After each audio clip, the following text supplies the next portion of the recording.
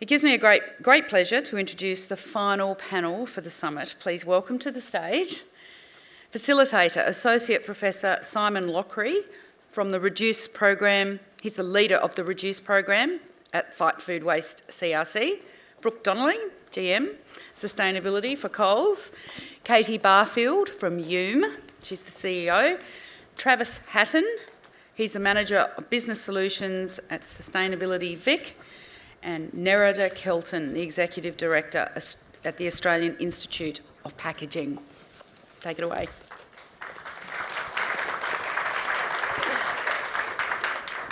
Thank you. Welcome to the final session of our great two-day event. It's been really positive and terrific. First thing I'd like to do is acknowledge the people and the nations of the various lands and waters across Australia that we're at now, or you normally operate in, or you're online at. I'd like to acknowledge their past, present and emerging peoples. And at RMIT, we actually have quite a deep connection personally and collectively in exploring this idea of where we're at in terms of place, space and connection to people and country. And what was really transformational for me working in the food space, in the food waste space, was this idea of seasons. In Melbourne, where I'm from, the Burrong and the Kulin nations of Melbourne, they actually have 6 seasons, not 4. Yeah, and we're actually in the Warra-Warrup season at the moment, which is high summer. Now, I don't know who's from Melbourne here today, because it doesn't feel like high summer right now in Melbourne. But in a sort of a normal high summer in November, we'd see the fish swimming up from the bay up to Dyke Falls, up the Yarra River. And, Woiwurrung and Boonwurrung people would actually capture those fish at this time. And the eels would run the other way and they would set up traps to capture particular types of eels. So they'd let some of those eels swim up the east coast of Australia and trap the others for their food. And this connection to food systems and sustainability for me, learning about those systems, those practices, has been quite transformational. And that leads me into this final session, really, which is about reducing to nil. What kind of technologies and innovations can we use through a design lens to get to a point of zero waste in Australia? I am the program leader of the Reduce program in the Food Waste CRC. So I suppose our program has quite a crucial role in achieving, firstly, our organisational goal of halving food waste by 2030. But what about after that? Or even before that, if we achieve it optimistically, we've still got 50% to go, right? We still want to reduce to nil. So the Reduce program has a number of projects. I'll just briefly summarise where we play. We definitely play in the supply chain intervention and innovation space. You may have seen some of the presentations out on the showcase stage around things like processing prawns on trawler, or the banana export industry and how they're looking at monitoring logistics and cold chain. We've helped develop digital and physical tools, mass cost flow analysis tools, tools for food rescue and food service, and we're certainly exploring new projects around retail and other food service contexts as well. We're also working quite deeply with food charity and food rescue. So whether that's tools, whether that's looking at stakeholder engagement and relationships, or whether that's looking at other aspects of how we can really ramp up food charity to rescue food. So that gives you, I suppose, a flavour of what the Reduce program does. You've also seen some of the new projects that are coming in line, and Lucas, sitting down here, presented just before this session on this really exciting area of date labels and storage advice, which is hopefully really going to be transformational for Australia. There are a number of new innovation projects around monitoring on farm, in food processing, and we're looking at the sector action plans coming out of Stop Food Waste Australia and seeing whether we can play in that R&D, implementation and communities of practice space to ramp up how industry, NGOs and government can collaborate to reduce to nil. Okay, so that's where we're at. But we've got some amazing people on the panel here who, their experiences come from all different directions, perspectives, backgrounds, and their current roles are, I think, quite pivotal in various dimensions of food waste reduction. So we're going to basically ask some questions, have some discussions around this idea of reducing to nil with a design type of lens. I encourage you, as we're talking through these questions and conversations, to throw in some more questions for us to potentially put into the conversation. But I suppose the first thing to address is we do have some pretty cool models out there and reports that have been done by FIAL, some of the state government reports like the Path to Half that came out from SV, which has they have a whole lot of suggestions really about the big ticket items that we could be looking at across supply chains to reduce food waste to nil. So maybe the first question we could ask you, Travis, what are the big ticket items that you think we could be looking at across, farm to retail in particular, through to consumers and food service, where we could be getting best bang for buck and reduction on food waste as we go through this path to nil? Awesome question. Thank you, Simon. Thanks for the plug for the Path to Half. No worries. So I think the first thing that I would call out, and I'm going to use alliteration because I learned yesterday that we need to repeat things and alliterate for you to remember and like them, so would be finding the facts. So Target Measure Act is a really great framework for people to start working on fighting food waste.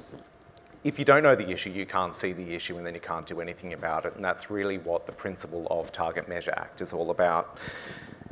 I think one of the great examples of this is actually what Brooke was showing before with Coles expanding their awareness of waste across their full supply chain.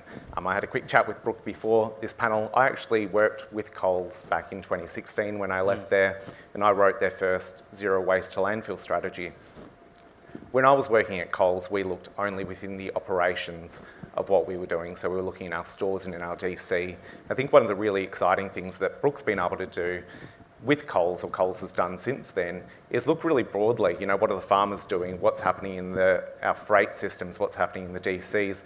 In the stores as well, and in our consumers. And what we saw on the screen before is that Coles actually produces very little waste within their store network, but there's a big opportunity with the people along their supply chains. The consumers and the farmers and the food processors are producing a lot of waste.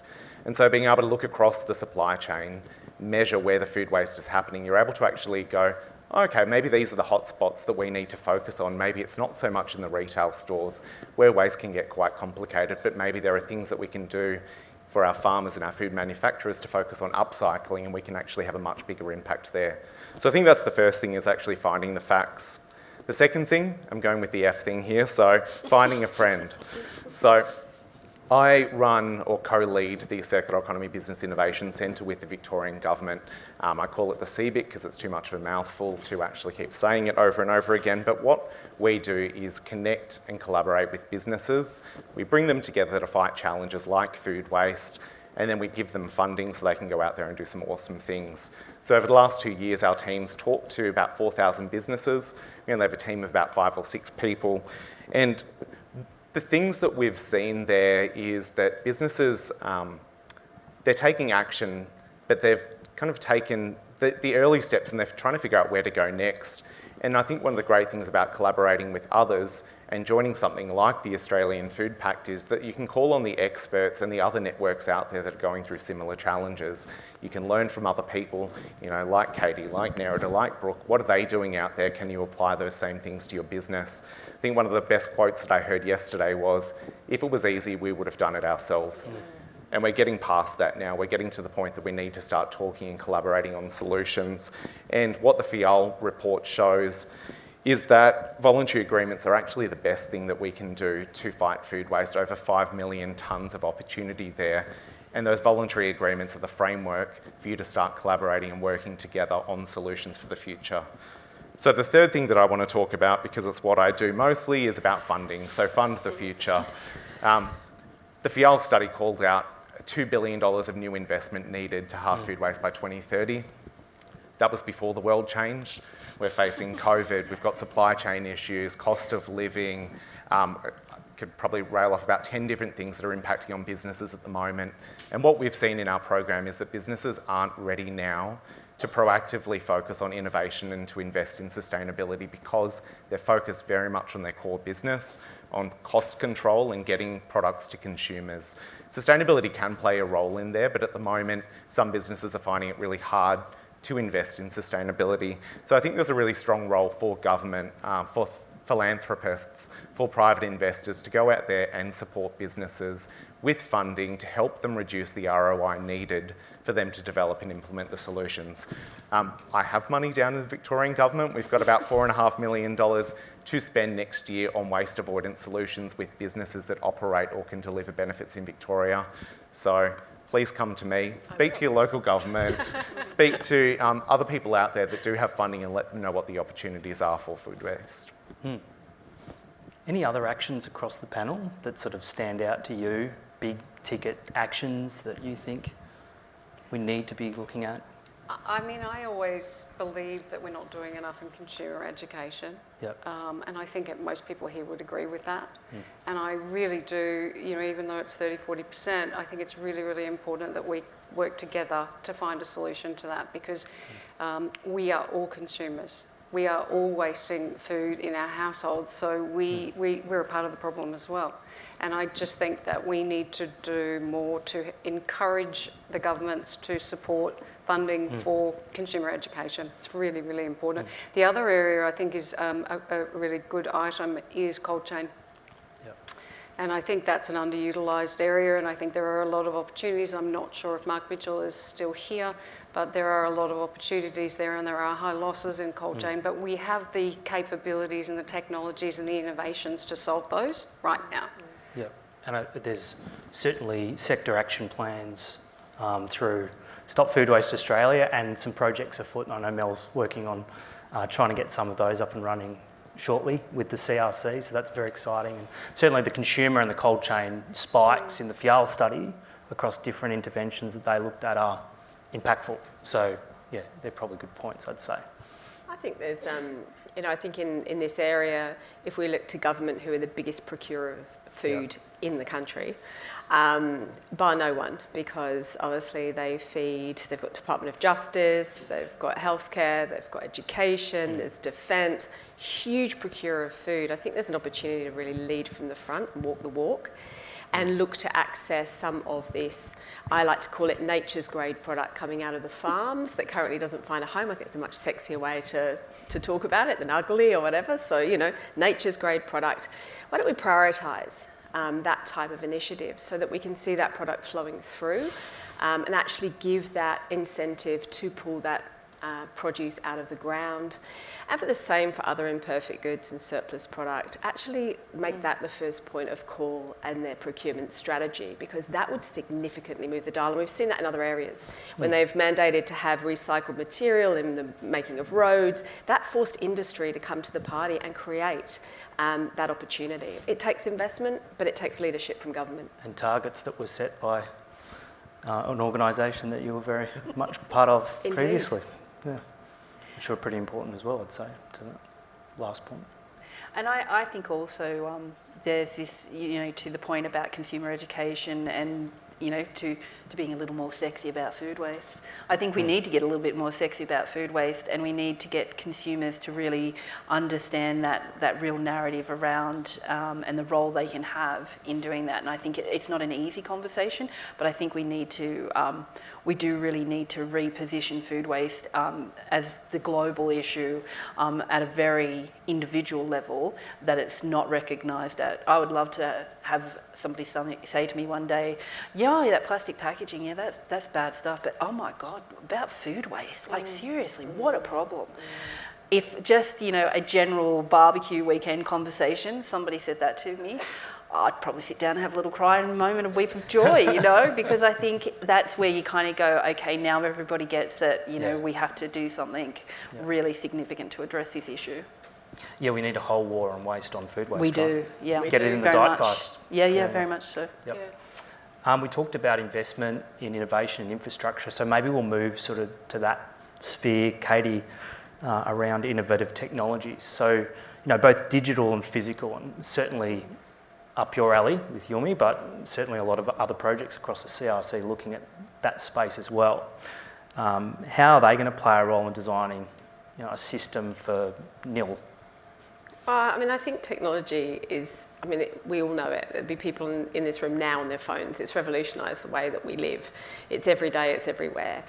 And one of the things that we found really interesting when we started to work with FMCG companies and go into deep discovery, which we only did about 2 years ago, a real hand in hand, because we built this platform, but we weren't getting the product, and we built the relationships. We're like, why is there this hurdle of them actually sending us the list and us uploading this product? So we knew we had to go in collaboration, in partnership, and we had 3 amazing FMCGs, so General Mills, Unilever, and Mars Food, who opened the kimono, so to speak, and said, come and have a look. Right, let's have a look at all this. And the universal truth that we found ever since, is just how unbelievably manual the process is when it comes to the end-to-end clearance process. You would expect technology to be rife in these big companies. No, think again, especially when it comes to something that amounts to potentially 1 or 2% of their throughput. Why would you invest $1 million in sorting out 1 or 2%? No, you're going to invest in updating your assets and making them more efficient, or in putting money into marketing and selling through your premium product to the primary channels. So we decided with them to really look at that, and we couldn't believe how cumbersome, expensive and manual this process was.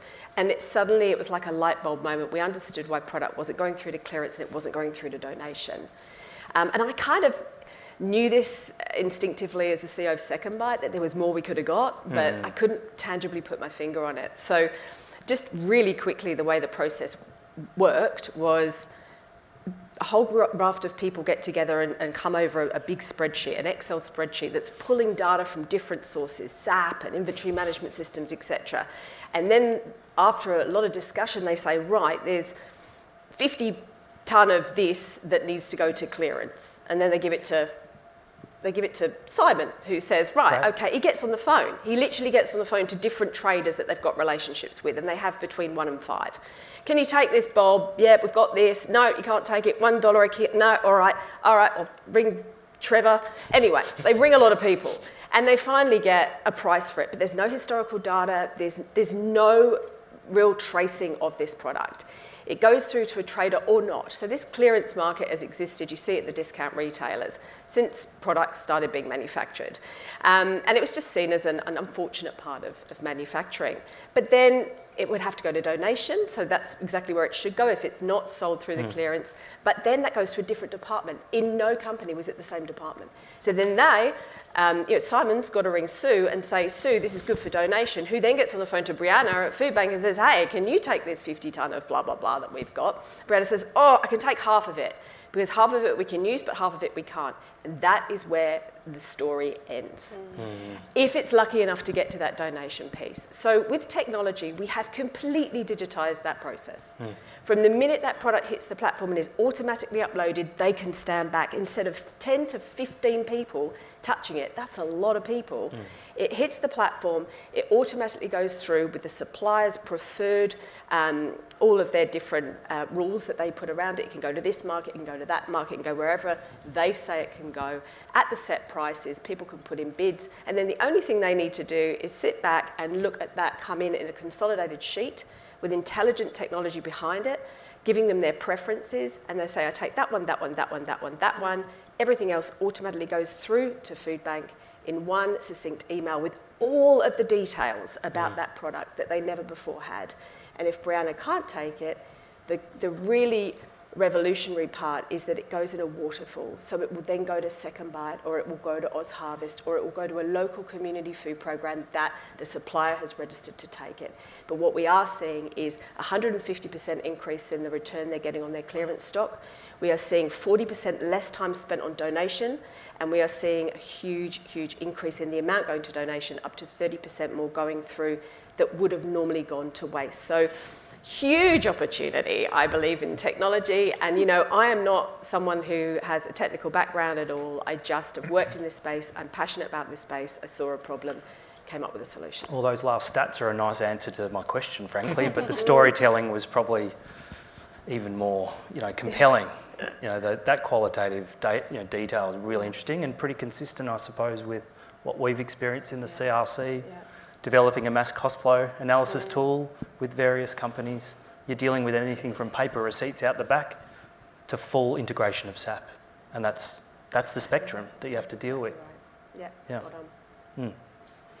Any other technologies across the panel that you can think of, that physical and digital, Nerida? Yeah, I mean, I think visibility, traceability and measurement's absolutely critical to what we're talking about. So the more that we can see and understand, then we can intervene. And I think from wearing my hat, a really underutilised area is intelligent packaging. Obviously, we can talk about smart packaging, which is active and intelligent, but in terms of technologies and innovations, underutilised, which we've already identified through our CRC research, which is available for everyone to have a look at, is a significantly underutilised area in packaging to be able to track, trace, measure, intervene, recall, and to improve stock, ordering, etc., etc. And when you look at some of the amazing technologies in intelligent packaging, it can be everything from measurement in transport, which is really important when we're talking about cold chain, because that temperature change is critical to what we're talking about,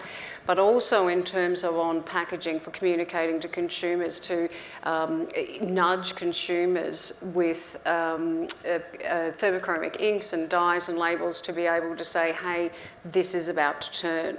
So you need to use this, you need to eat this up. And there's some really, really intelligent packaging out there that people should be considering. And when you look at examples like, I'm sorry, Brooke, the Woolworths meat tray, the 2D barcodes on the meat tray are a perfect example, because they put it on 50% of their own range, and they have a 45% improvement in stock and also control in their own environment with their staff. So, I'm sorry, Brooke, but it is a really great example. But 2D barcodes, QR codes, can't talk about them enough. I think they're fantastic consumer communication pieces, on pack, off pack. We need to do more of it. Well, I think 3 of the 4 panellists, their organisations, will be on the steering committee and probably also have active roles in the date labelling and storage device project coming up in the CRC. And I think, you know, the design conceptualisation of that project, it'll go beyond labels. It may be data systems off pack. It may be augmented reality. It might be apps and the interaction of the system around, you know, information on expiry dates and storage. These are the things we should be exploring, I think, to get great outcomes. I think the technology is such an important part of it in terms of, you know, it's difficult sometimes, because when you talk about sustainability, people go, oh, silver bullet, technology, that'll fix it. And it doesn't really matter whether you're talking about food waste or other material areas. And it's a dangerous sort of approach to have. But I think technology is important here, not only for data collection, but also, you know, just testing through some of these issues and seeing how we can actually support an earlier intervention in the supply chain. I mean, I mentioned earlier on about easy ordering, which is, you know, a process within Coles, but it actually does enable much more efficient understanding along the supply chain of what we're selling, when we're selling it, the timing. All of those things help plan more effectively across the supply chain. And so those kind of technologies that give you that visibility and that transparency are really important to the necessary collaboration that's required. Yeah, measurement, sensing, and then data, but you know, using that data effectively. Listening to Andrew McNeish yesterday about his banana project and the amazing measurement they're doing across export markets for bananas. Just phenomenal, you know, some of these results we're getting. And you know, the work going on in consumers' fridges with the MLA and the RMIT team there, and understanding how those refrigerators are used, what temperature changes happen, what are the behaviours around it. Because temperature is such an important discussion that I think we don't talk about as much, you know, because if we can actually be alerted to temperature changes across the value chain, we can get in there and we can fix it really quickly. So we're not going to have the food waste or the food loss, depending on where it is in the value chain. And I think that we really do need to be discussing when we're talking about food waste, what can we do to improve the temperature, to maintain that temperature, particularly in cold chain. We've talked a lot about physical, digital systems, but there's a lot of people involved here as well, isn't there? So, you know, those people are really driving the systems controlling the systems, managing the systems, people and organisations with people in them. So what are the best practices, Nerida, from your perspective, that people, organisations, people within organisations might be looking at for this reducing to nil concept? Yeah, I mean, it's a great question, and for anyone who knows me, I'm going to say training. Training and education. We need to make sure that everybody in the value chain is trained to understand this this area, and particularly their area of that value chain, and what they can do to. And I keep harping on about transportation and cold chain, but it's a really good example, because if you can train people that are packing, stacking, wrapping, and palletising, and putting it in the truck in the appropriate order to ensure that we're not going to have the losses, we can save food. And that's down to training. And obviously, the particular environment that is, there's a lot of changes in people, but it is an area that if we could train them more effectively and efficiently, and they knew how to palletise and to optimise transportation, that we could minimise food waste and loss across that value chain. For us, safe food packaging is a really important area, and that's something that we're trying to embed in all of the brands. And we are developing through the CRC a project, and we're about to launch the pilot next year, which is really exciting. But we have developed some principles. They are science-based principles, and it's to ensure that we can design out waste at the start. So if we can design more efficient, more intuitive, innovative packaging at the start, we truly believe that it can minimise food loss and waste across the value chain. As most of you know, packaging has a really, really important role to play, because it's the vessel that contains, protects, preserves, and transports a product. But it has to do so much more than that. It has to maintain integrity and flavour and barrier and extension of shelf life. So we have to make sure that that packaging is smart, intuitive, innovative in its design. Plus we've also got to be challenged, because we've got to make sure that it's environmentally at the best, lowest possible impact. Now we're challenged by that because we have two targets. Most of you know the 2030 target. Hands up how many people know the 2025 target. So the 2025 national packaging target goes hand in hand with the 2030. And if any of you have developed sustainability reports or policies and you don't have both of those together, then we're not going to achieve the minimising the food loss and waste. Because the environmental impacts, as Brooke said, are far greater in food waste. However, we also have to make sure that our packaging is recyclable, collectible, sorted, recovered, recycled, all of those things. But we can't get that right all the time, unfortunately, because packaging has a role to play, and it's functionality, being fit for purpose, maintaining health and safety of the product, health and safety of the people. And we have to make sure that we are picking and selecting the right material and the right packaging for that product. And one of the areas that we have to do that is we have to make sure that it not only protects the product, but we don't waste it. And if we don't waste it, sometimes, unfortunately, it's going to be plastic. And unfortunately, we have conscious consumers that don't understand why we wrap a cucumber. And unfortunately, we are very challenged, as Brooke knows, because we need to do better consumer education to take them on the journey so that they, A, understand that the environmental impacts of food waste are far greater than that of packaging waste, and that we as an industry are working very hard to design out waste, whether it's food waste or materials. Yeah, packaging itself. But it's a really challenging area. Anyone that works in both, it's extremely challenging. There is no silver bullet.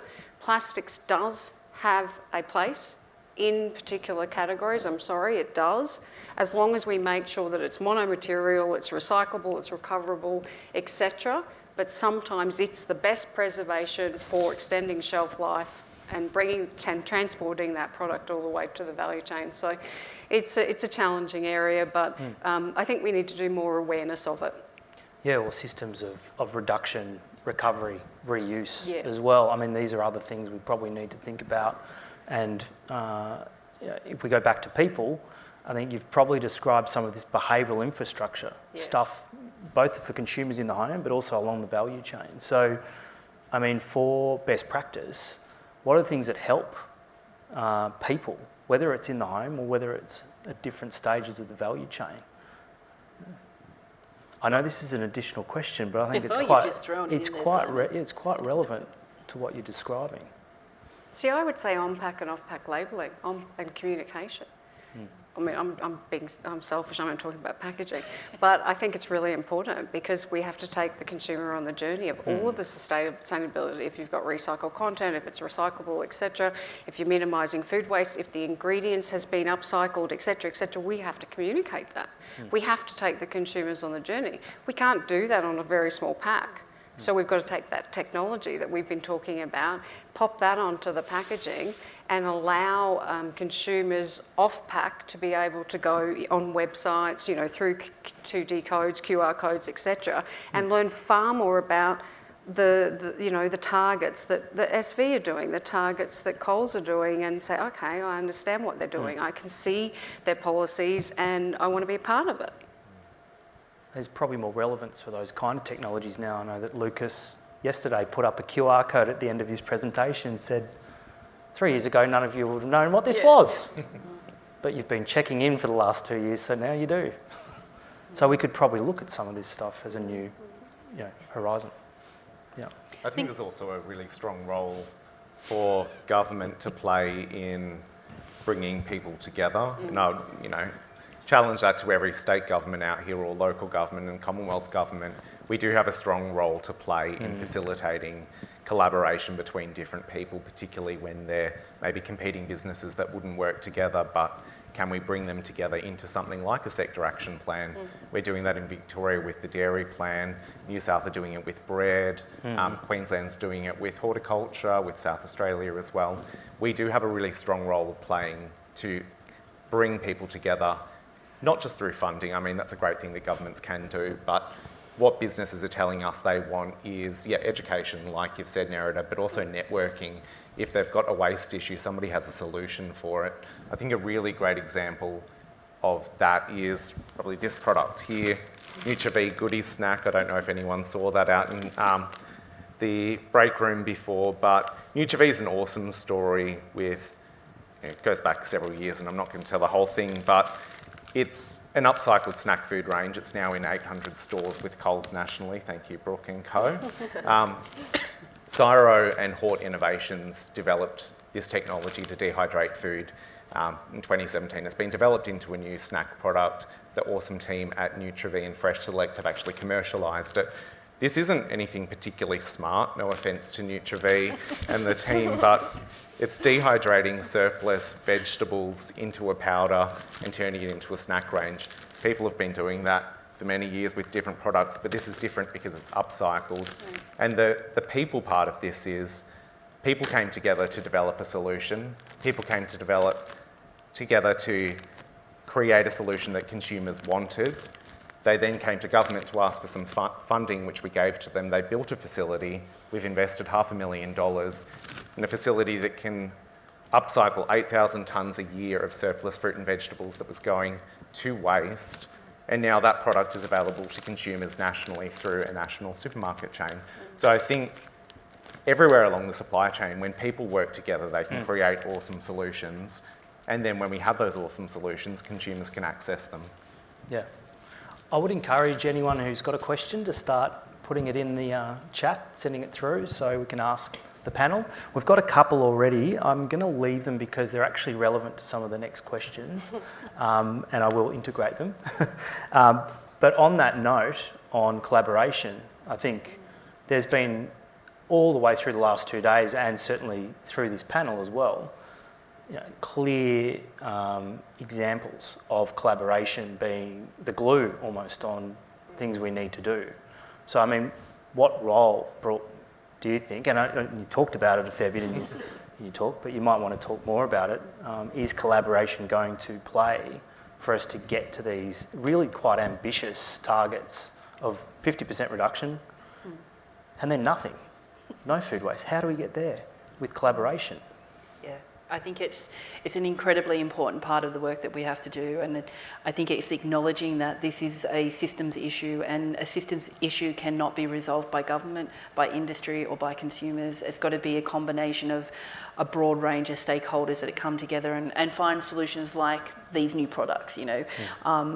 And really, I think, you know, touching on collaboration in the context of this kind of people sort of element as well, I think an important part of that is you quite often will see there's a champion that will drive something, you know, and when you are trying to address and find solutions and innovation like this, it's always really difficult. It takes a great deal of resilience as an organisation, as individuals, to actually just keep getting up and pushing through the challenge.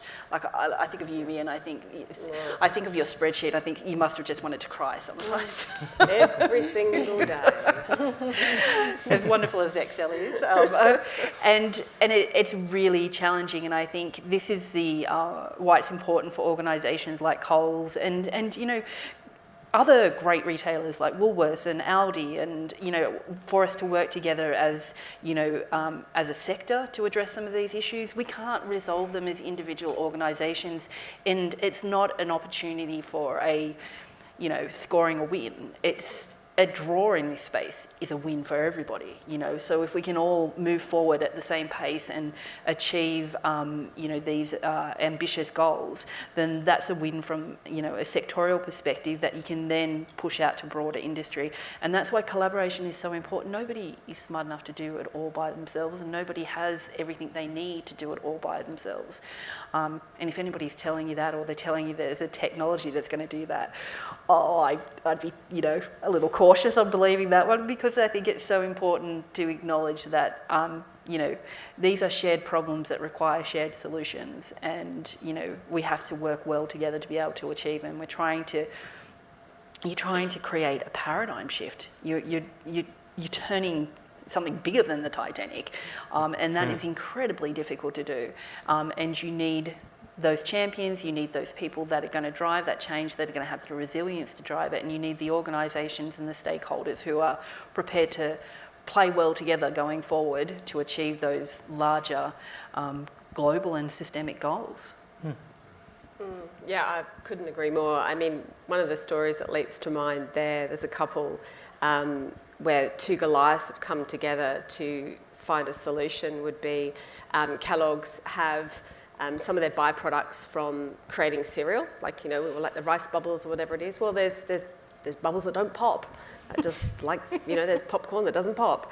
No one wants to eat that. So, well, apparently the cattle quite like it. But anyway, I digress. So, you know, what are you going to do with all this? It's an ongoing problem. It's an ongoing challenge. It's all going to animal feed. The amount going to animal feed is mind-blowing in manufacturing. And instead, Lion came and purchased some of this byproduct and created an amazing beer. There's a lot of beer stories going on here. It's typical of Aussies, you know, it's all about the beer. But, you know, what an amazing upcycling opportunity. But also for me, it's about that collaboration. I just want to congratulate everybody involved in making this event happen, because to see Oz Harvest Food Bank and Second Bite on this stage yesterday, to see you, Brooke, talking to Laurie from Woolies, like, this is good stuff, you know, more of that. I want to see this place packed next time you do one of these, because it should be, because this is where the magic happens, when you get big Goliaths talking to each other can create that change. And you're right, it is Titanics, and sometimes Yume feels like this little speedboat zipping around everybody trying to make things happen. But, you know, we do need patience, but we do need collaboration. It's the only way that we're going to move the dial on this. Yeah, and Simon, as you know, so we have the PETA Awards, so we have the Australasian Packaging Innovation and Design Awards, and we are so ingrained in making sure that we can support minimising food loss and waste that we developed about 10 years ago, the first Safe Food Packaging Award in the world. And we took that to the World Packaging Organisation, established their criteria, and it came from research that came out of Carly and Simon and RMIT. So we had fantastic collaborative partners that helped us create this award.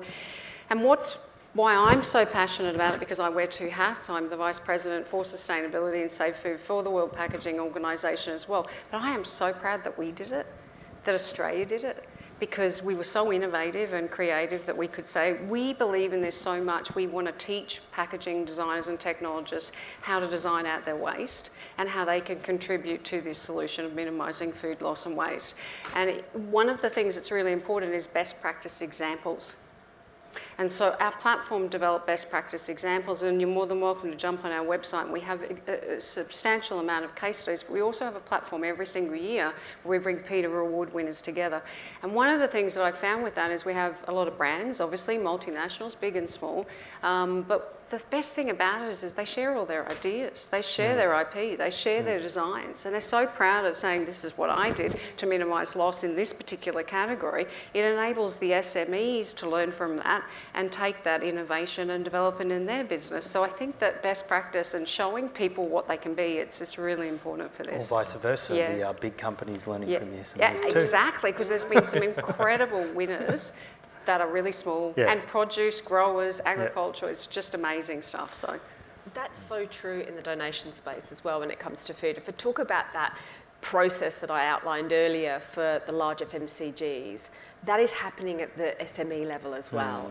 And so you wonder why, you know, it's no surprise why they can't necessarily invest or afford to be able to do more in that donation space. But if you can just take technology, which is there, it's accessible, and it's, you know, it's as easy to use for anyone at any size, you can just plug in and all of a sudden you can move that product through to donation and have one data collection point, which is what I would love to see, where we can getting it from source, so that anything going through for donation is all captured at source.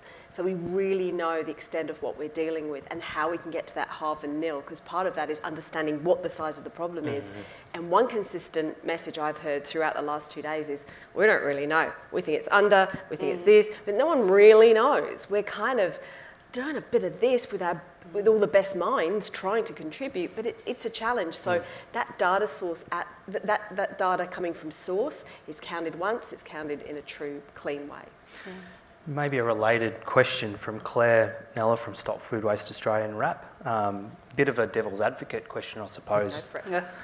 What problem has technology not solved yet that it could? Oh, we've only got 7 minutes and 11 seconds left. Yeah. It's a great question, Claire. It's a great question. I think where we've seen collaboration here, we still see a lot of competition in other spaces. I think where I want to see complete transparency, there is still opaqueness. So you can only bring transparency if people are prepared to come on the journey with you and open that kimono and show you. And, you know, at Second Bite, when I was the founding CEO of Second Bite, and, you know, starting that, I would go and knock on manufacturers' doors and they would tell me they have no waste. That was a line I heard all the time, and we still hear it. Even now at Yume, we go and we've got a solution that is a plug and play that delivers on revenue, delivers on environmental, delivers on social, and they're like, no, we've got any waste here. And you're like, well, where the hell's all of this 3.6 million at the commercial level? That's not before households, you know. Well, I think, you know, when you talk about that data, that is probably, like, you know, you've created something fantastic, but you know how hard it is to create that. So and hard. The data sharing is so important, but it's so hard to do sometimes too. There's commercial issues, there's legal issues, there's ACCC issues, there's all kinds of constraints and barriers around that data sharing. Now there's cybersecurity as well, which is a massive problem. Exactly. And so what you think would be really simple, and I think your earlier point of, you know, people don't really appreciate the level of manual, you know, activity that happens in this space, because you think, oh, you know, technology's fixed that, you know, and it's like, yeah, no, there's still a lot to be done, and just the data gathering to get it in, to get it to information, to create knowledge from it, that is a huge challenge that hasn't been solved yet. And safety challenges as well. You know, people, it's very easy to point and say, well, why would Coles, Woolworths, or one of the large companies dump a container full of lamb? This is just an example. It was a real life example a few years ago.